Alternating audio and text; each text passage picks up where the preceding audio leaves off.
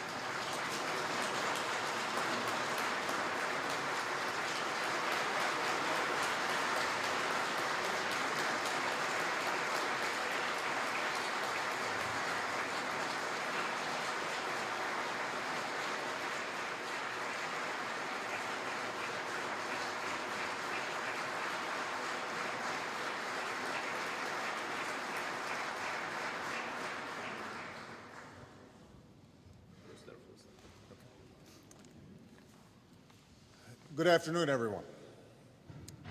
I am honored to be back here in the Czech Republic with President Medvedev and our Czech hosts to mark this historic completion of the New START Treaty. Let me begin by saying how happy I am to be back in the beautiful city of Prague. The Czech Republic, of course, is a close friend and ally of the United States, and I have great admiration and affection for the Czech people. Their bonds with the American people are deep and enduring, and Czechs have made great contributions to the United States over many decades, including in my hometown of Chicago. And I want to thank the President and all those involved in helping to host this extraordinary event. I want to thank my friend and partner, Dmitry Medvedev. Without his personal efforts and strong leadership, we would not be here today. We've met and spoken by phone many times throughout the negotiations of this treaty, and as a consequence, we've developed a very effective working relationship built on candor, cooperation, and mutual respect. 1 year ago this week, I came here to Prague and gave a speech outlining America's comprehensive commitment to stopping the spread of nuclear weapons and seeking the ultimate goal of a world without them. I said then, and I will repeat now, that this is a long-term goal, one that may not even be achieved in my lifetime. But I believed then, as I do now, that the pursuit of that goal will move us further beyond the Cold War, strengthen the global non-proliferation regime, and make the United States and the world safer and more secure. One of the steps that I called for last year was the realization of this treaty. So it's very gratifying to be back in Prague today. I also came to office committed to resetting relations between the United States and Russia, and I know that President Medvedev shared that commitment. As he said at our first meeting in London, our relationship had started to drift, making it difficult to cooperate on issues of common interest to our people. And when the United States and Russia are not able to work together on big issues, it's not good for either of our nations, nor is it good for the world. Together, we've stopped that drift and proven the benefits of cooperation. Today is an important milestone for nuclear security and nonproliferation and for U.S.-Russia relations. It fulfills our common objective to negotiate a new strategic arms reduction treaty. It includes significant reductions in the nuclear weapons that we will deploy. It cuts our delivery vehicles by roughly half. It includes a comprehensive verification regime which allows us to further build trust. It enables both sides the flexibility to protect our security as well as America's unwavering commitment to the security of our European allies. And I look forward to working with the United States Senate to achieve ratification for this important treaty later this year. Finally, this day demonstrates the determination of the United States and Russia, the two nations that hold over 90% of the world's nuclear weapons, to pursue responsible global leadership. Together, we are keeping our commitments under the Nuclear Non-Proliferation Treaty, which must be the foundation for global non-proliferation. While the New START Treaty is an important first step forward, it is just one step on a longer journey. As I said last year in Prague, this treaty will set the stage for further cuts. And going forward, we hope to pursue discussions with Russia on reducing both our strategic and tactical weapons, including non-deployed weapons. President Medvedev and I have also agreed to expand our discussions on missile defense.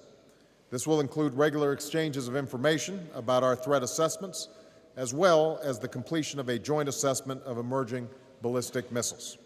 And as these assessments are completed, I look forward to launching a serious dialogue about Russian-American cooperation on missile defense. But nuclear weapons are not simply an issue for the United States and Russia. They threaten the common security of all nations.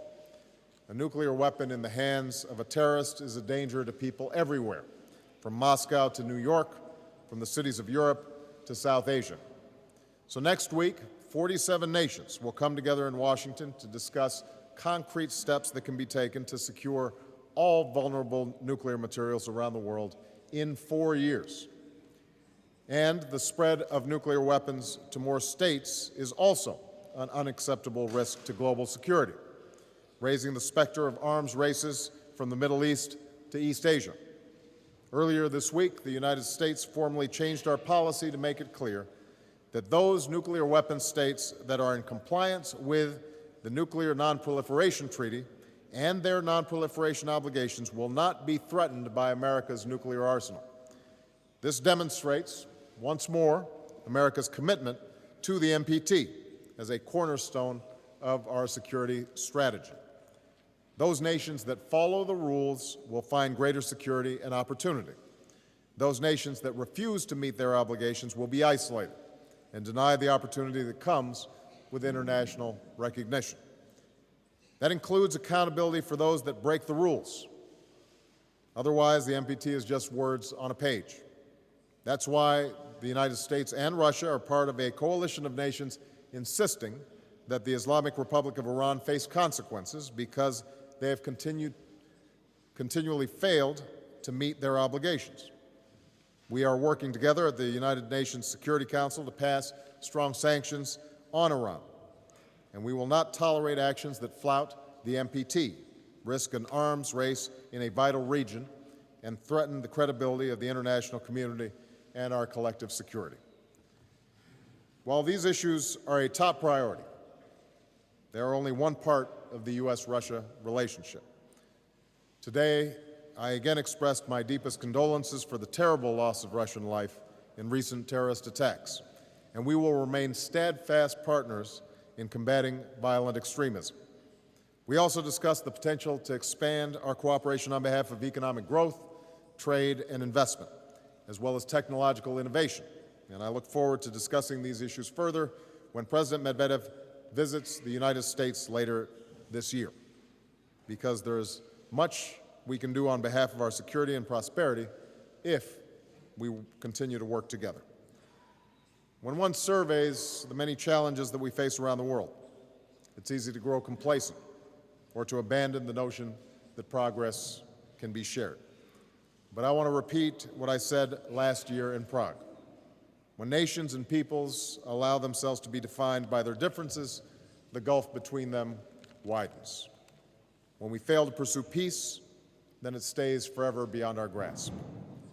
And this majestic city of Prague is in many ways a monument to human progress. And this ceremony is a testament to the truth that old adversaries can forge new partnerships. I could not help but be struck the other day by the words of Arkady Brish, who helped build the Soviet Union's first atom bomb. At the age of 92, having lived to see the horrors of a world war and the divisions of a Cold War, he said, and I quote, "We hope humanity will reach the moment when there is no need for nuclear weapons, when there is peace and calm in the world." It's easy to dismiss those voices, but doing so risks repeating the horrors of the past while ignoring the history of human progress. The pursuit of peace and calm and cooperation among nations is the work of both leaders and peoples in the 21st century. For we must be as persistent and passionate in our pursuit of progress as any who would stand in our way. So once again, President Medvedev, thank you for your extraordinary leadership.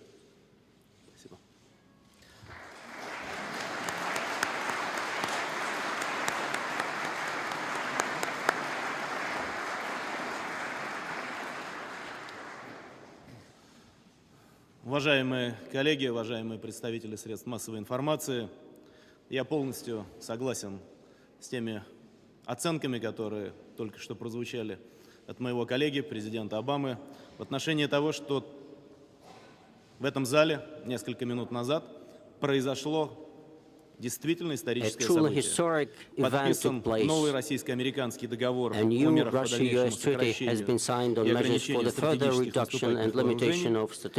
Он заключен на... This treaty has a 10-year duration. It will supersede the START treaty, which has expired, as well as another existing treaty, Russia-US treaty, on the reduction of strategic offensive capabilities. And first of all, I'd like to thank my colleague, President of the United States of America, for this successful cooperation in this very complex matter, and for the reasonable compromises that have been achieved thanks to the work of our two teams. We have already thanked them, but let me do it once again in the presence of the media and the public. We thank them for their excellent work. And I would also like to thank the leadership of the Czech Republic, Mr. President, you, for the invitation to hold this signing ceremony here in this beautiful city, in this beautiful springtime, thereby creating a good atmosphere for the future. And I believe that this signature will open a new page for cooperation between our two countries, among our countries, and will create safer conditions for life here and throughout the world. When we worked, we aimed at the quality of the treaty, and indeed, the negotiating process has not been simple, but again, our negotiating teams have been working in a highly professional, constructive way that has been a non-stop work, and very often they worked 24 hours a day. And that enabled us to do something that just a couple of months looked like mission impossible. Within a short span of time, we prepared a full-fledged treaty and signed it. As a result, we obtained a document that in full measure maintains the balance of interest of Russia and the United States of America. What matters most is that this is a win-win situation. No one stands to lose from this agreement. I believe that this is a typical feature of our cooperation. Both parties have won, and taking into account this victory of ours, the entire world community has won. This agreement enhances strategic stability and at the same time enables us to rise to a higher level for cooperation between Russia and the United States. And although the contents of the treaty are already known, let me point out once again what we have achieved, because this is a very important thing. 1,550 developed weapons, which is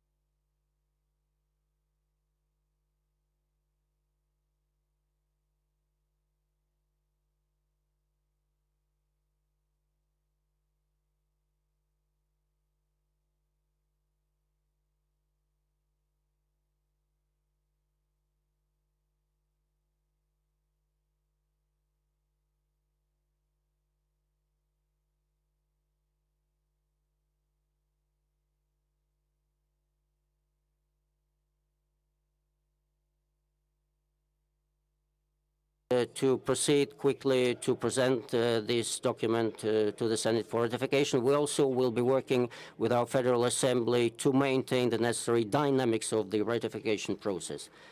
By and large, we are satisfied with the work done. The result we have obtained is good. But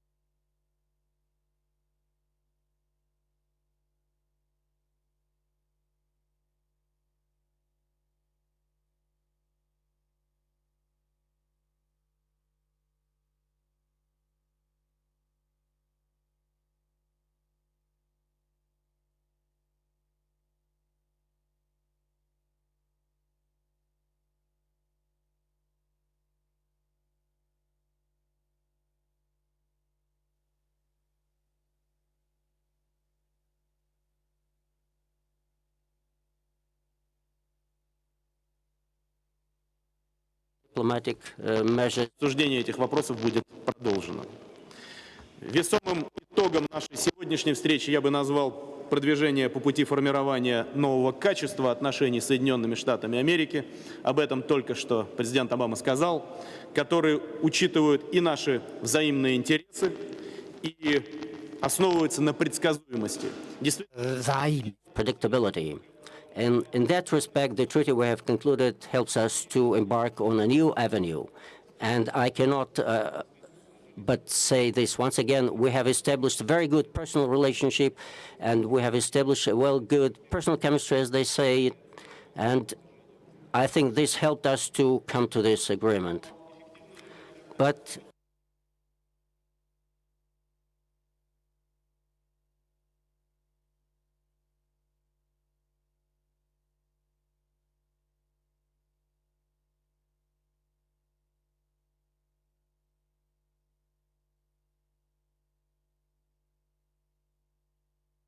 functional bilateral Intergovernmental Commission, and the leaders of that commission, Secretary of State and Minister of Foreign Affairs of the Russian Federation, have presented their report work of this commission. Almost all the 16 subgroups have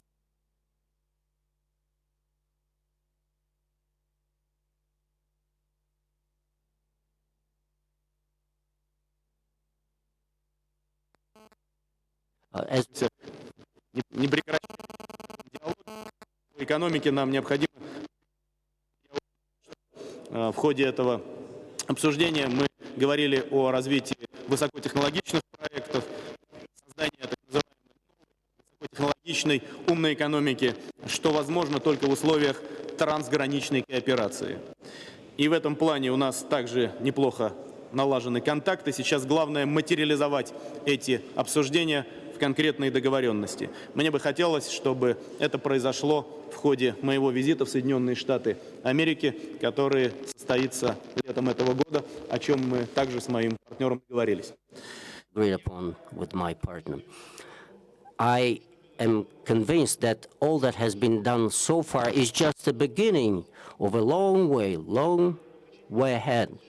And I wouldn't like to see the relations between the Russian Federation and the United States be narrowed down to just limiting strategic offensive arms.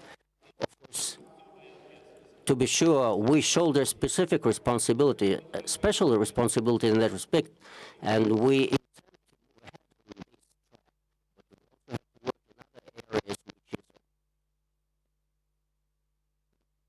is the entire thing.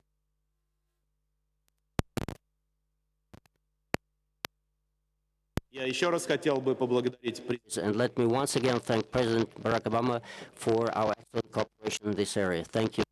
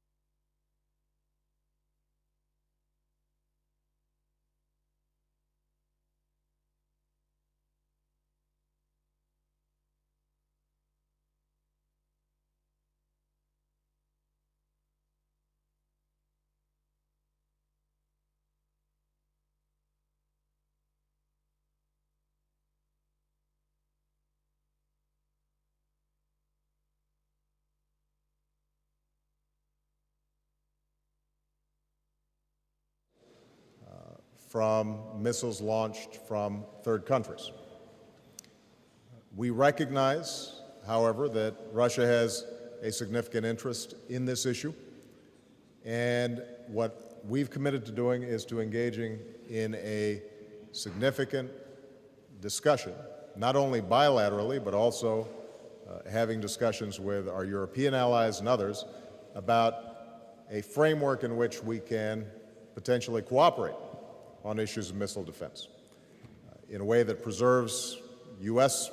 national security interests, preserves Russia's national security interests, and allows us to guard against a rogue missile from any source. So I'm actually optimistic that having completed this treaty, which signals our strong commitment to a reduction in overall nuclear weapons, and that I believe is going to strengthen the nuclear nonproliferation treaty regime, that sends a signal around the world that the United States and Russia are prepared to once again take leadership in moving in the direction of reducing reliance on nuclear weapons and preventing the spread of nuclear weapons as well as nuclear materials, that we will have built the kind of trust not only between presidents but also between governments and between peoples that allows us to move forward in a constructive way. I've repeatedly said that we will not do anything that endangers or limits my ability as Commander-in-Chief to protect the American people. And we think that missile defense can be an important component of that. But we also want to make clear that the approach that we've taken in no way is intended to change the strategic balance between the United States and Russia. And I'm actually confident that moving forward, as we have these discussions, it will be part of a broader set of discussions about, for example, how we can take tactical nuclear weapons out of theater, the possibilities of us making more significant cuts not only in deployed but also non-deployed missiles. There are a whole range of issues that I think that we can make significant progress on. I'm confident that this is an important first step in that direction. Я хотел бы тоже несколько слов сказать на эту тему. Безусловно, что взаимосвязь между ПРО и СНВ была одной из самых сложных тем для обсуждения. Это никто и не пытается отрицать. Но в настоящий момент та формулировка, которая погружена в подписанный договор, устраивает обе стороны. И мы исходим из того, что именно на этой основе мы и будем исполнять только что implement the newly signed treaty. It matters to us what will happen to the anti-missile defense. It is related to the configuration of our potential and our capacities, and we will watch how these processes develop. And the preamble has a language that to a certain extent replicates a legal principle according of the unchangeability of circumstances that were basis for the treaty. But this is a flexible process, and we are interested in close cooperation over it with our American partners. We have appreciated the steps by the current U.S. administration in terms of the decisions in the area of anti-missile defense of the previous administration, and this has led to progress. It doesn't mean that we have no digressions in understanding, but it means that we have will and wish to address these issues. We offered it to the United States that we help them establish the global anti-missile defense system, and we should think about this given the vulnerability of our world, the terrorist challenges, and the possibility of using nuclear arms by terrorists existing in this world. And I am an optimist as well as my American colleague, and I believe that we will be able to reach compromise on these issues. Vladimir Solovyov, Kommersant, a newspaper. I have two questions to each of the presidents. One, Moscow and Washington, the first is to Mr. Obama. Moscow and Washington not for the first time agree on a reduction of strategic offensive arms. But as you have mentioned, Russia and the United States are not the only countries having nuclear weapons. So how specifically can be documents achieved? Well, similar to today's document on limitation of nuclear arms. How soon we will see others sign this document, and will you move along this track together with Russia? And do you feel readiness of Russian Federation? The second is to Russian Federation. You have mentioned the fact that sometimes there is an impression that Moscow and Washington are unable to agree on anything else but mutual reduction of arms. So will we see any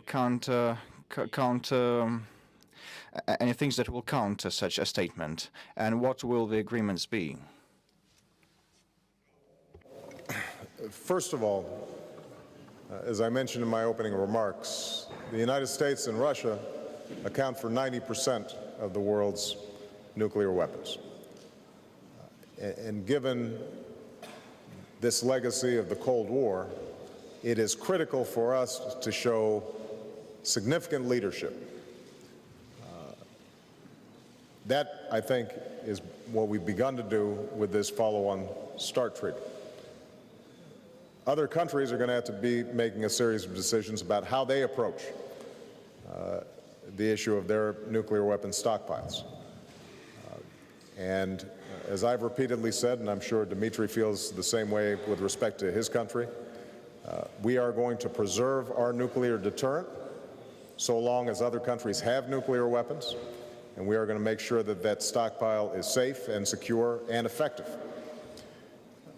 But I do believe that as we look out into the 21st century, that more and more countries will come to recognize that the most important factors in providing security and peace to their citizens will depend on their economic growth, will depend on the capacity of the international community to resolve conflicts. It will depend on having a strong conventional military that can protect a nation's borders, and that nuclear weapons increasingly in an interdependent world will make less and less sense as the cornerstone of security policy. But that's going to take some time, and I think each country is going to have to make its own determinations. The key is for the United States and Russia to show leadership on this front, because we are so far ahead of every nation with respect to possession of nuclear weapons. The primary concerns that we identified in a recent nuclear posture review, essentially a declaratory statement of U.S. policy with respect to nuclear weapons, said that our biggest concerns right now are actually the issues of nuclear terrorism and nuclear proliferation. More countries obtaining nuclear weapons, those weapons being less controllable, less secure, nuclear materials floating around the globe. And that's going to be a major topic of the discussion that we have in Washington on Monday. The United States and Russia have a history already, a decade-long history of locking down loose nuclear materials. I believe that our ability to move forward already on sanctions with respect to North Korea, the intense discussions that we're having with respect to Iran will increasingly send a signal to countries that are not abiding by their nuclear non-proliferation treaty obligations, that they will be isolated. All those things will go towards sending a general message that we need to move in a new direction. And I think leadership on that front is important. Last point I'll make, I will just anticipate or poach the question about other areas of cooperation. Our respective foreign ministers, Secretary of State Hillary Clinton and Foreign Minister Lavrov, have been heading a bilateral commission that has been working intensively on a whole range of issues. President Medvedev and myself identified a series of key areas on the economic front, in trade relations, the potential for joint cooperation on various industries, how we can work on innovation and sparking economic growth. We've already worked together closely in the G20. I think we can build on that bilaterally.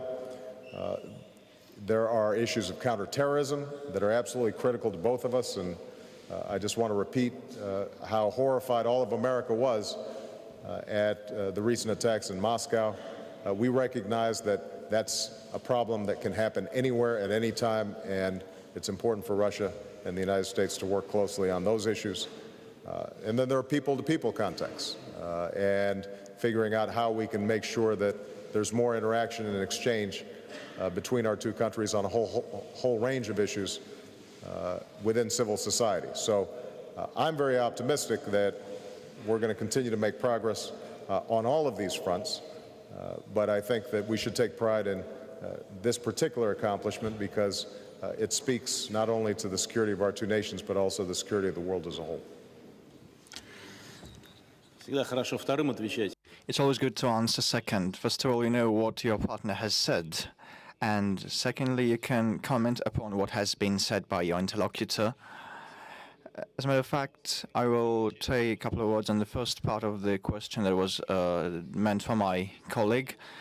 Yes, we have the 90% of all the stockpiles, which is the heritage of the Cold War, the legacy, and we'll do all that we have agreed upon, taking in mind a special mission of Russia and the US in this issue, and we do care about what is going on with nuclear arms in other countries of the world, and we can't imagine a situation when the Russian Federation and the United States take efforts to disarm, and the world would move towards a different direction, where in charge of our peoples and the situation in the world at the end of the day. So all the issues related to the implementation of the treaty and non-proliferation and the threat of nuclear terrorism should be analyzed by us in a complex way, an integrated way. And I'd like this signing to be not to be regarded by other countries as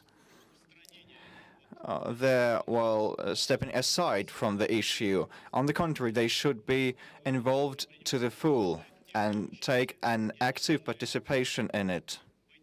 They should be aware of what is going on. So we welcome the initiative that has been proposed by the President of the United States to convene a relevant conference in Washington, and I will take part in it, which will be a good platform to discuss non-proliferation issues.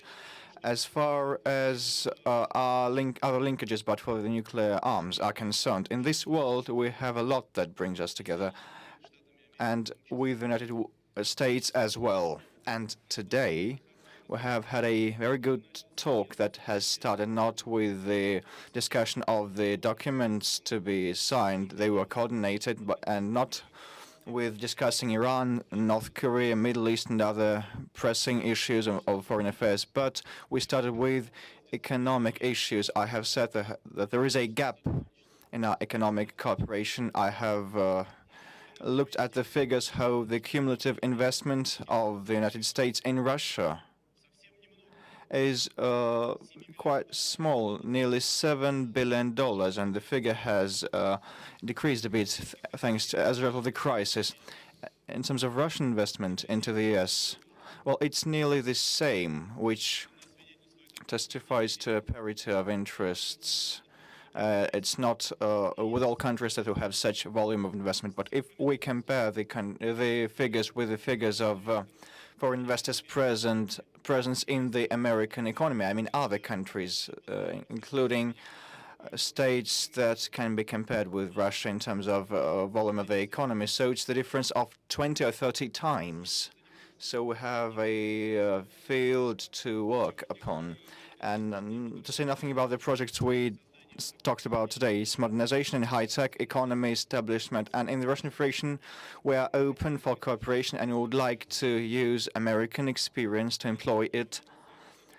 These also include issues of energy, cooperation in transport, and I have suggested some time ago returning to issue of creating a big cargo plane. As such a unique experience, only two countries have, the US and Russia. Issues of nuclear cooperation are important. So there can be a lot of economic projects. It's not the business of presidents to deal with each of them, but some key issues are to be controlled by us, as the relations between business, relations between those who would like to develop active ties depend on it, business ties, and humanitarian contacts, people-to-people contacts are important. And it's significant that we do our best so that our citizens respect each other, understand each other better, so that they are guided by the best practices of American-Russian culture and not perceive each other through the lens of the information that sometimes is provided by mass media. So we should more attentively, more thoughtfully, have a more thoughtful attitude towards each other, and I count on this. Jonathan Weissman.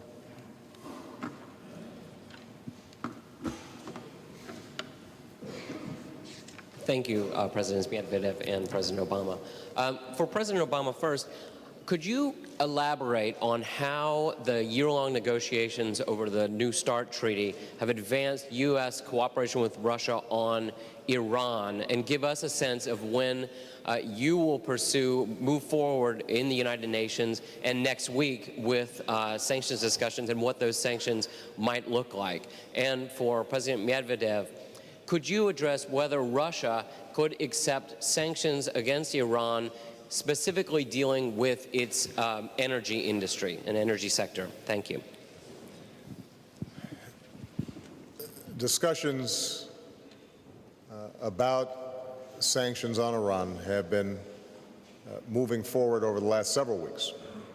In fact, they've been moving forward over the last several months. We're going to start seeing some ramped up negotiations taking place in New York in the coming weeks. And my expectation is that we are going to be able to secure strong, tough sanctions on Iran this spring. Now, I think there are two ways in which these START negotiations have advanced or at least influenced Russia-U.S. discussions around Iran. The first is obviously that President Medvedev and I have been able to build up a level of trust, and our teams have been able to work together in such a way that we can be frank, we can be clear, and that helped to facilitate then our ability, for example, to work together jointly to present to Iran reasonable options that would allow it to clearly distance itself from nuclear weapons and pursue a path of peaceful nuclear energy. That wasn't just an approach that was taken by the United States and Russia, but it was an approach taken by the P5+1 as well as the International Atomic Energy Agency, the IAEA. So what we've seen from the start is that a host of countries, but led by countries like the United States and Russia, have said to Iran, we are willing to work through diplomatic channels to resolve this issue. And unfortunately, Iran has consistently rebuffed our approach. And I think that Russia has been a very strong partner in saying that it has no interest in bringing down Iranian society or the Iranian government, but it does have an interest, as we all do, in making sure that each country is following its international obligations. The second way in which I think the START Treaty has influenced our discussions about Iran is it sent a strong signal that the United States and Iran, or the United States and Russia, are following our own obligations under the Nuclear Non-Proliferation Treaty, and that our interest in Iran or North Korea or any other country following the NPT is not based on singling out any one country, but rather sends a strong signal that all of us have an obligation, each country has an obligation to follow the rules of the road internationally to ensure a more secure future for our children and our grandchildren. And so I think the fact that we are signing this treaty, the fact that we are willing as the two leading nuclear powers to continually work on reducing our own arsenals, I think should indicate the fact that we are willing to be bound by our obligations, and we're not asking any other countries to do anything different, but simply to follow the rules of the road that have been set forth and have helped to maintain at least a lack of the use of nuclear weapons over the last several decades, despite obviously the Cold War. And the concern that I have in particular, a concern that I think is the most profound security threat to the United States, is that with further proliferation of nuclear weapons, with states obtaining nuclear weapons and potentially using them to blackmail other countries, or potentially not securing them effectively or passing them on to terrorist organizations, that we could find ourselves in a world in which not only state actors, but also potentially non-state actors are in possession of nuclear weapons, and even if they don't use them, would then be in a position to terrorize the world community. That's why this issue is so important, and that's why we are going to be pushing very hard to make sure that both smart and strong sanctions end up being in place soon, to send a signal to Iran and other countries that this is an issue that the international community takes seriously.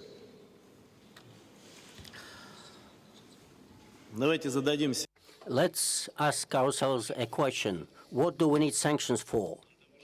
Do we need them to enjoy the very fact of reprising, imposing reprisals against another state? Or is the objective another one? I am confident that all those present here will say that we need sanctions in order to prompt one or another individual or state to behave properly, behave within the framework of international law while complying with the obligations assumed. Therefore, when we are speaking about sanctions, I cannot disagree with what has just been said, and this has been the position of the Russian Federation from the very outset. If we are to speak about sanctions, although they are not always successful, those sanctions should be smart sanctions that are capable of producing proper behavior on the part of the relevant sides. And what sort of sanctions should we need? Today we have had a very open-minded, frank, and straightforward manner discussed what can be done and what cannot be done. And let me put it straightforward. I have outlined our limits for such sanctions, our understanding of these sanctions, and I said that in making decisions like that, I, as President of the Russian Federation, will proceed from two premises. First, we need to prompt Iran to behave properly, and secondly, least but not least, to maintain the national interest of our countries. So smart sanctions should be able to motivate certain parties to behave properly, and I'm confident that our teams that will be engaged in consultations will continue discussing this issue. Vladimir Kondratiev, NTV.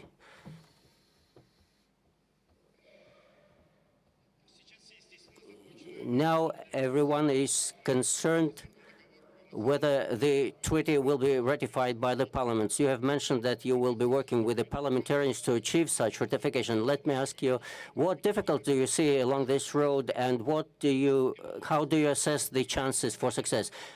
The question is addressed to both presidents. Well, by all appearances, Barack believes that we might have more problems with ratification. Perhaps that's true, but let me say what I think about this question. Of course, such agreements of major importance, international agreements under our Constitution and our legislation, are subject to ratification by our parliaments.